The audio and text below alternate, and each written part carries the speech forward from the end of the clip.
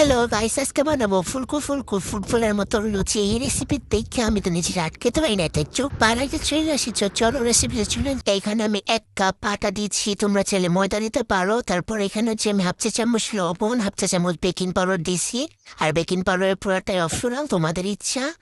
তারপর এখানে আমি মিক্স করে নিচ্ছি ওগুলো। তারপর মিক্স করা শেষে এখানে আমি সোয়াবিন তেল দিচ্ছি। সোয়াবিন তেলটা শেষে আমি এগুলোকে আবার মিক্স করে নিব ভালো করে একদম তেলের সাথে। তারপর যখন এইরকম হয়ে যাবে তখন মনে করবা যে হ্যাঁ এটা হয়ে গেছে পুরো পারফেক্ট। তারপর এখানে অল্প অল্প করে পানি মিক্স করতে হবে, একবারে বেশি পানি দেওয়া যাবে না, তাহলে কিন্তু ডোটা নরম হয়ে যাবে।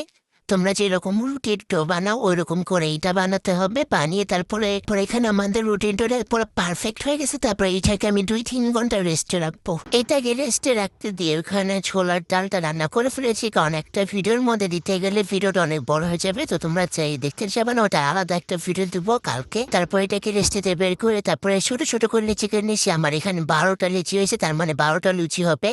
তারপর সবগুলো আমি বেলে নিয়েছি। বেলে নেওয়ার পরে যে একটা ভাজতে যাবো ওরম নিয়ে গিয়ে লেগে গেল কারেন্ট। হানা পরে 1 ঘন্টা ওয়েট করলাম। তারপর 1 ঘন্টা পর কারেন্ট আসছে যে এখন।